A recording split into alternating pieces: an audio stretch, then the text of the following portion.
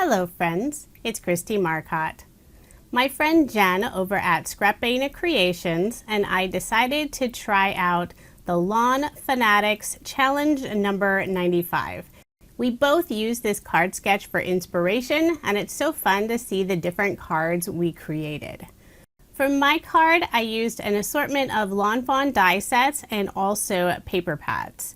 I have their Foursquare backdrop, the portrait style die for the main part of the card. I'm using their Perfectly Plaid Chill paper collection and also their Watercolor Wishes. I'm using some of this light blue and also just a touch of the green. I will have links provided in the description box for any of the products that I can find a link, but some of them are on the older side, so they may be retired. I'll put some ATG tape on the back of this blue piece. This is going to be the sky through a window. I'll adhere it to my card base, and when I first placed it on there, it was a little too low, so I am going to pull it up and reposition it. I didn't need to use a full panel since the bottom portion isn't going to show. But I still will add some scrap cardstock to that lower portion just so everything is at the same level. And I just used black cardstock since that was closest to me on my craft table. Now before I adhere this blue plaid panel, I'm going to attach my grassy hill behind. So I'm using some ATG and also some liquid adhesive. Just want to make sure it's not going to pull away at all. I use one of Lawn Fawn's Stitched Hillside dies for that grassy hill. So now that I have it in place, I'll make sure none of that white card base is going to show. I'll put some liquid adhesive on the back of this frame. And I'm using Barely Art liquid glue.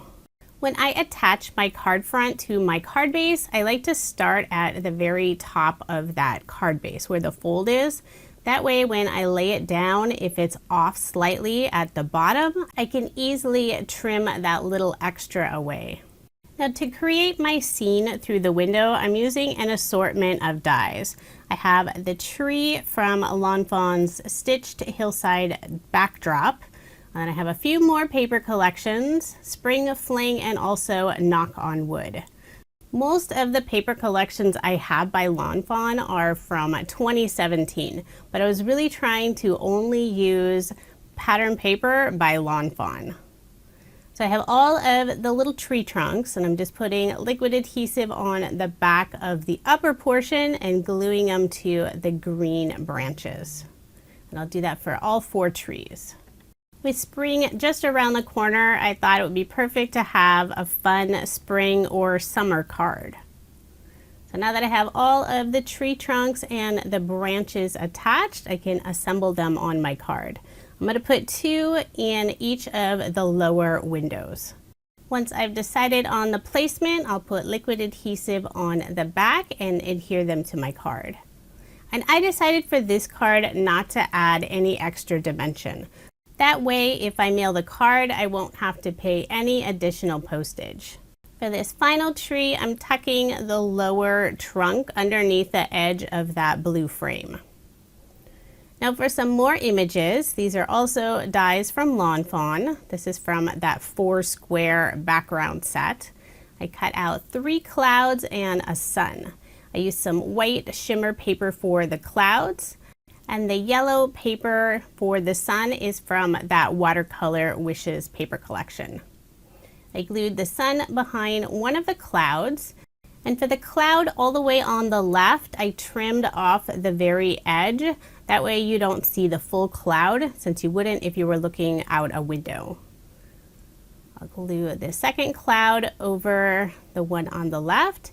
And then on the cloud in the sun, I'll also cut off that very right-hand side. Then put some liquid adhesive on the back and glue it in place. And I could have tucked those underneath the frame, but I didn't want to have that additional bump from the extra paper. For the sentiment on my card, I decided to go with a very general sentiment of hello.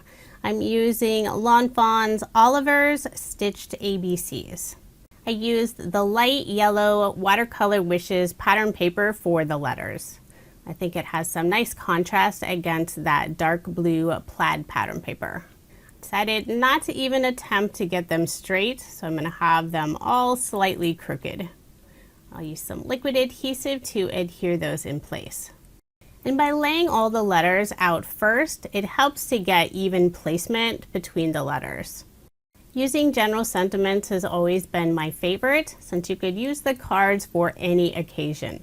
I could stamp Happy Mother's Day, Happy Birthday, I miss you, any of those on the inside, and it'll work perfectly. Now, one of my favorite sentiments is Happy Hello. So I searched through my Lawn Fawn stamp sets looking for the word happy, found it on the Forest Feast stamp set. I stamped that on some blue paper.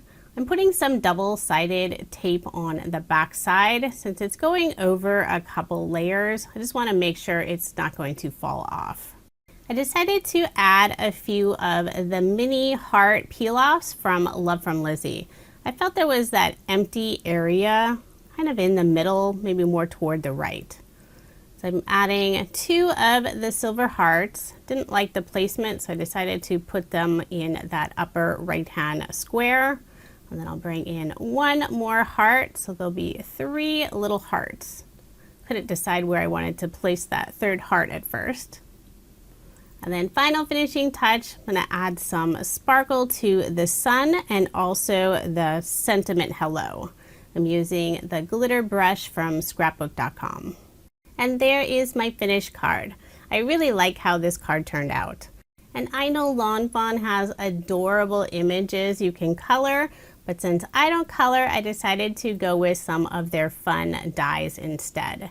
Now, if you go over and check out Jen's card, she does some amazing coloring. She's very talented.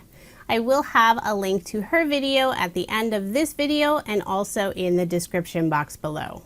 It's always fun to do a video collaboration with Scrapbena Creations, and we have more fun collaborations planned for this year. Thank you so much for watching, and I hope you have a wonderful day.